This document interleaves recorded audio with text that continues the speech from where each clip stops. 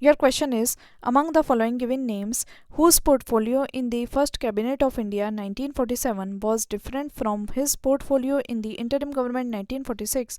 1. Jagjeevan Ram, 2. Dr. Rajendra Prasad, 3. C.H. Baba, 4. Sardar Baldev Singh. Your options are A. Only 1 and 2, B. Only 3 and 4, C. Only 1 and 3, or D. Only 3.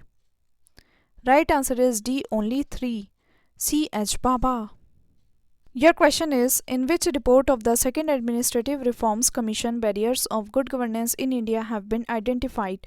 Your options are A. Ethics and Governance, B. Citizen-centric administration, the heart of governance, C. Promoting e-governance, or D. Local governance. Right answer is B. Citizen-centric administration, the heart of governance. Your question is, how many seats are reserved for UTs in Lok Sabha? Your options are A. 20, B. 25, C. 30, or D. There is no reserved seats. Right answer is A. 20. Your question is, consider the following statements. 1. Article 301 is related to right to property. 2. Right to property is a legal right but not a fundamental right. 3. Article 300A was inserted in Indian Constitution by 44th Amendment during the period of Congress government.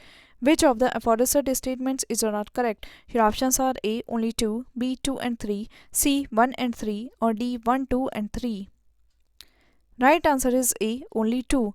Right to property is a legal right but not a fundamental right.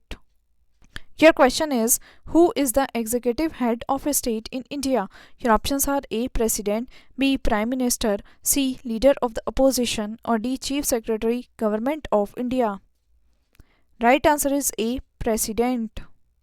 Your question is, which one of the following statements about Rajya Sabha is correct? Your options are A. It is not subject to dissolution, B. Its members are chosen by direct election from territorial constituencies in the states, C. It is required to choose as soon as may be a member of the Rajya Sabha to be the chairman thereof, or D. The Attorney General of India does not have the right to speak in Rajya Sabha.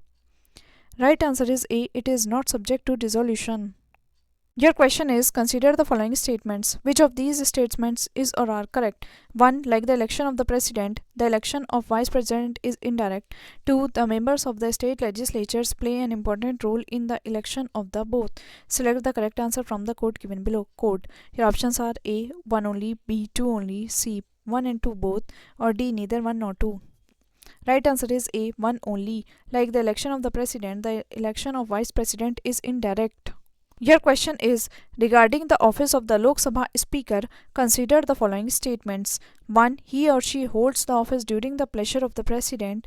2. He or she need not to be a member of the House at the time of his or her election but has to become a member of the House within 6 months from the date of his or her election. 3. If he or she intends to resign, the letter of his or her designation has to be addressed to the Deputy Speaker.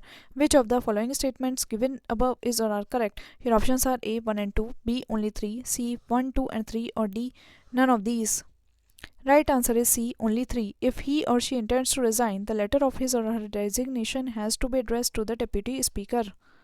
Your question is, the Right to Information Act of Parliament received the assent of the President of India on. Your options are A. 15th May 2005, B. 5th June 2005, C. 15th June 2005, or D. 12th October 2005. Right answer is C. 15th June 2005. Your question is, consider the following statements. The Parliamentary Committee on Public Accounts 1. Consists of not more than 25 members of the Lok Sabha. 2. Scrutinizes appropriation and finance accounts of the government. 3. Examines the report of the Comptroller and Auditor General of India. Which of the statements given above is or are correct? Your options are A. Only 1, B. 2 and 3, C. Only 3, or D. All of these. Right answer is B. 2 and 3. Scrutinizes appropriation and finance accounts of the government and examines the report of the Comptroller and Auditor General of India.